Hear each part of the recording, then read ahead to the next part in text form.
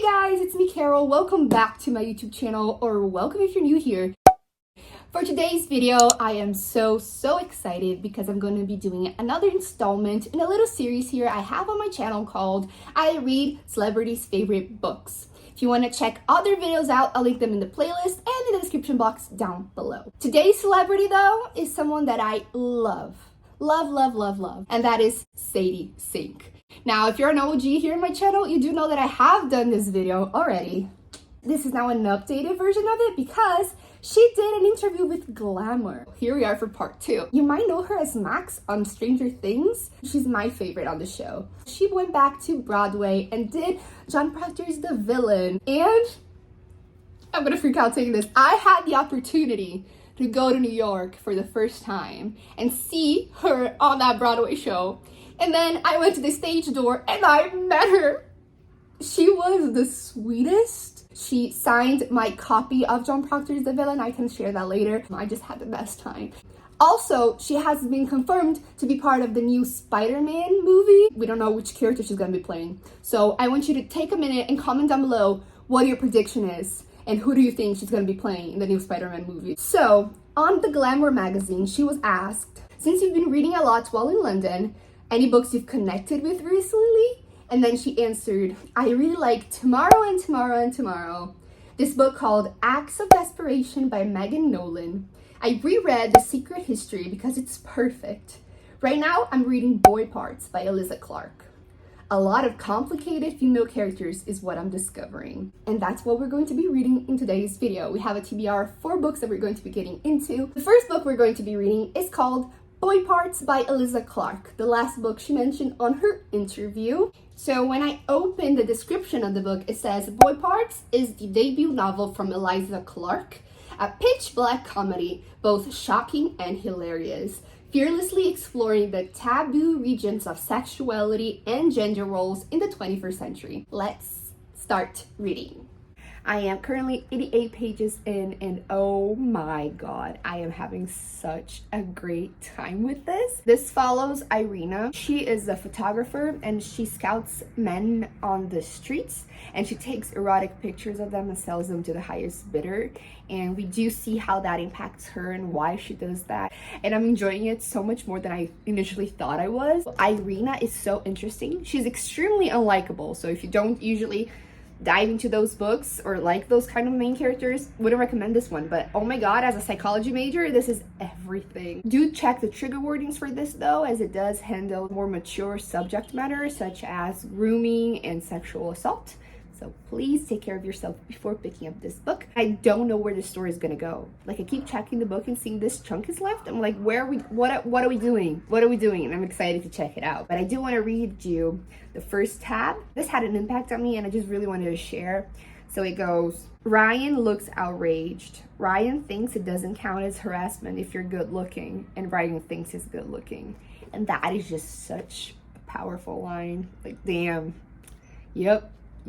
Now I'm gonna start Freshers, which is a new chapter, so let's keep reading. I probably should have updated you sooner, but I lost track while reading last night because I got so invested that I couldn't put it down. Page 200 right now, and I decided I had to stop yesterday because I have a feeling something's about to be revealed here. They have been hinting throughout the book something, and I feel like that's about to be explored here. I did tab a couple more things. Following Irina is such an interesting experience. She pisses me off, but I also feel for her and I'm rooting for her in a weird way. It's just, she's such a complex main character. I was really confused about what was gonna happen in the middle chunk.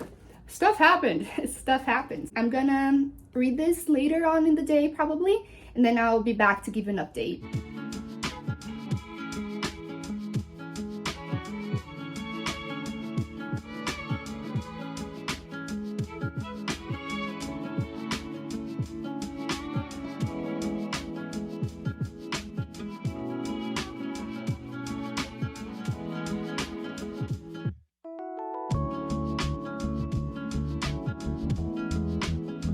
She discovered she had an allergy to latex.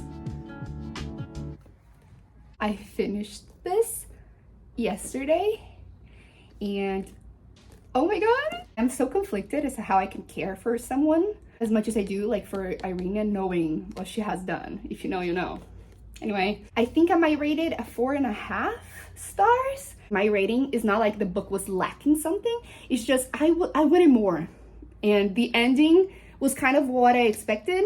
Like, I don't think there was much else she could have done with this character, but I wanted more. So it's not the book's fault, it's just my opinion. And I do feel like maybe we could have explored some other things maybe, but this has become like one of my favorite reads of the year for sure. And I'm so glad I read this. I'm so glad Sadie recommended this. In her interview, she does say that she really likes complicated female characters, and this is it. Like, I understand what she's saying now, and I'm so excited to read the other books, see what kind of complicated characters she's also reading, and if they have something in common. So yeah, we're off to a really strong start, and I'm excited to check out what book number 2 is going to be like. Okay guys, so the second book we're going to be reading is called Tomorrow and Tomorrow and Tomorrow by Gabrielle Zevin. I have seen this book everywhere. I feel like everyone was talking about this at some point, but I just didn't hop on the hype and I didn't read it. But I'm excited to read it now. I'm gonna read you what this book is about, and then we're going to start reading together. On a bitter cold day in the December of his junior year at Harvard, Sam exits a subway car and sees, amid the hordes of people waiting on the platform, Sadie. He calls her name. For a moment, she pretends she hasn't heard him, but then she turns and a game begins. That sounds really good, actually. The cover is beautiful. I love it. And I'm excited to read this and find out why it has been so popular, why she likes it so much.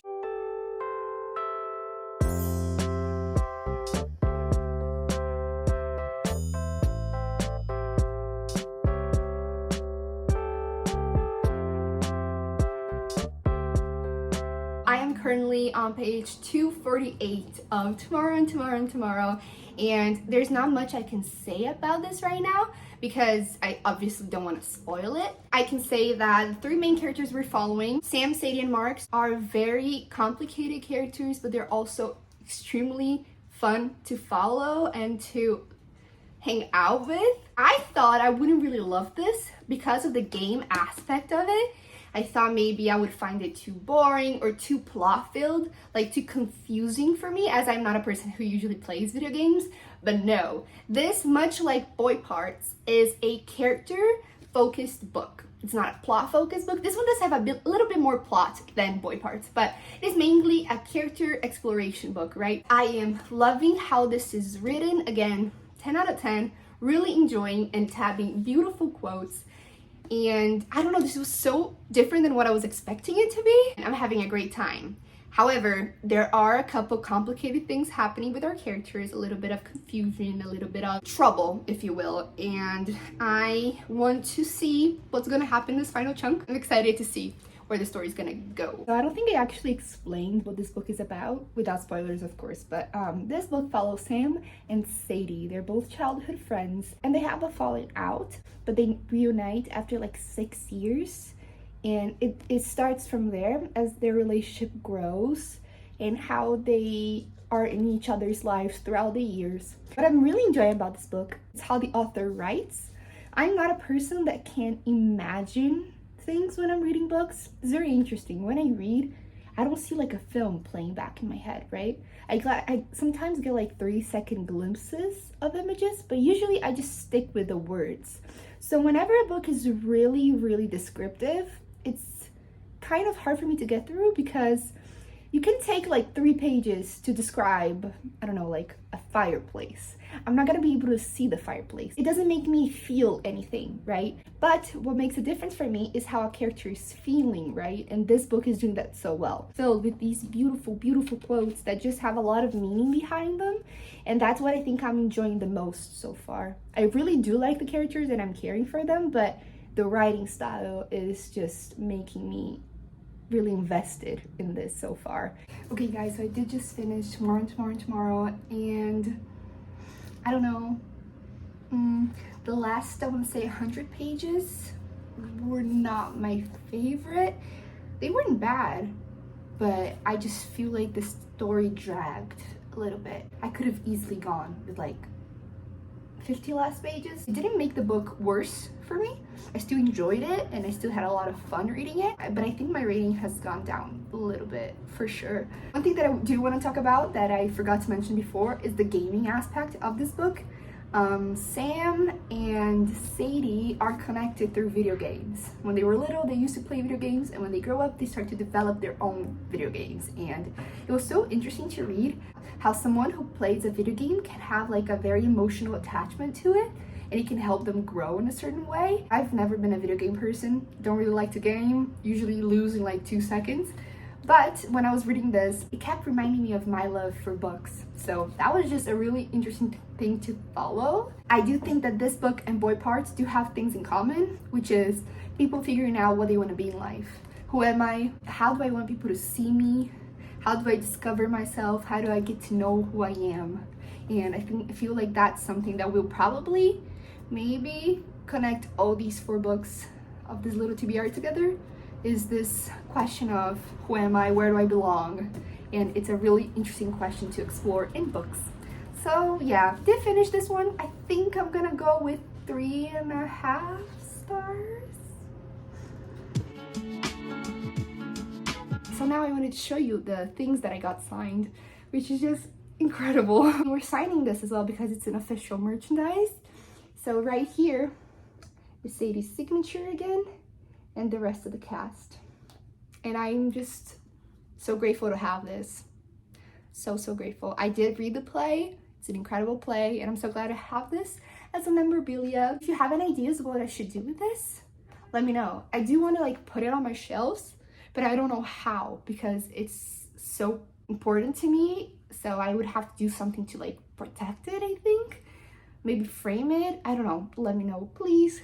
If you have any ideas or if you have something similar that you put on your shelves to display, let me know. Today we're going to be talking about the 3rd book for this video, and that is Acts of Desperation by Megan Nolan. I don't own this physically, so I'll be reading it on my Kindle, but the description of the book says, our unnamed narrator meets a magnetic writer named Kirian, and falls against her better judgment completely in his power. I am currently 60% through. This book is told in the first person, which is always a treat. I always love to read books like that. I feel like it makes us more immersed in the story. This book follows, of course, our unnamed narrator as she's going through life. It's kind of like in a diary form, and she's usually trying to please other people, even if that means she will be uncomfortable. She has a very specific view of the world. She's a very depressed person, has been since she was a child, and she created this fantasy where love can save her. The only time that life is worth living is when she's in love, because she thinks that everything turns more powerful and life now has a meaning if she's in love. She is in a relationship with this man called Kirian, and Kirian or Syrian is not treating her with respect. And she knows that, but she's willing to be in that relationship because she has this warped vision that if someone doesn't want her, that makes her want them more. Because then it would be like a win in the end. Like I broke him down, I made him fall in love with me, even if he's unavailable, you know? Even if you don't exactly agree with what she's doing or think like her, I feel like the author is writing in such a truthful, gut-punching way that you kind of understand where she's coming from and why she's doing what she's doing. It does contain very serious topics, so please check the trigger warnings as well. It is reminding me a lot of Boy Parts, where you're following a flawed character as they're going through life, and again, like the other books, trying to figure out who they are and how to be who they are. I feel like not everyone who reads this book is gonna like it, or is gonna like her. She's a kind of unlikable main character, a complicated female character. And even though I'm enjoying her, I can probably tell that some people just won't vibe with her. She and the character from Boy Parts are kind of similar in some ways. However, the character from Boy Parts, she likes to have the power. And the character we're following here, the narrator, she doesn't know who she is. And because she doesn't know who she is, she only exists if she's with somebody else who will give her life meaning and will tell her who to be, you know? It's a very sad story, but it's also very interesting and it's bingeable. Like I started this yesterday and I'm 60% through. I'm a bit scared as to what's gonna happen because we have gotten a lot of very self-destructive behavior, and I have a feeling this is not gonna end well. So let's keep reading and see where this is gonna go. I'll keep you guys updated.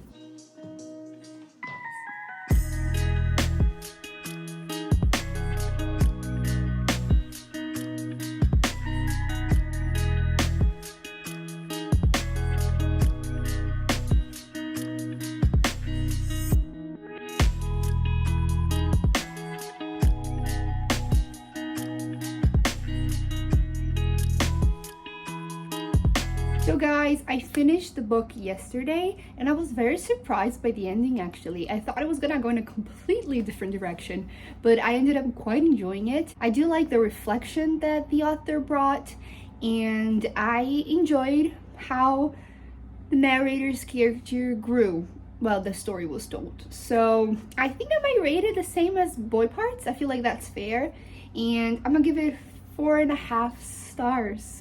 But that was a really good book. And now I'm going to start reading The Secret History, which I just found out is a thriller. I don't know what I thought it was, but I didn't know it was a thriller, and I love me some thrillers, so excited to read that. I'm currently 30% in, and I can say that I'm enjoying it much more than I was in the beginning. I want to say up until the 20% mark, I really thought about DNFing. Not that the book is bad in any means, but it was not hooking me. We follow the narrator called Richard as he embarks on a journey. He enrolls in a new college, and there he finds a teacher called Julian, and this teacher has a very closed off group where they learn Greek. He becomes enamored by the group of 5 students and the teacher, and he decides that he wants to join that group. And there we follow this mystery that is revealed right at the beginning, that someone dies. And we're following that story to see how that happened and why that happened. Descriptions of the book were pretty long, and again, as I said before, it's not my favorite type of book to read about, like a lot of descriptions, and I wasn't really connecting with the characters as much as I hoped, so it was a little tough for me to get through in the beginning. But now, the 30% mark, we're getting closer and closer to the mystery, and more stuff is being explained. And I am enjoying it much more than I was initially. So far, it's not my favorite. It does give Dead Poets Society vibes, really, like the closed off group of students and their connection to the teacher and the mystery. I do see that, and I do really enjoy that movie, but I hope it doesn't end like that movie, because damn, that made me cry. But yeah, I'll keep you guys updated, and let's see how this goes.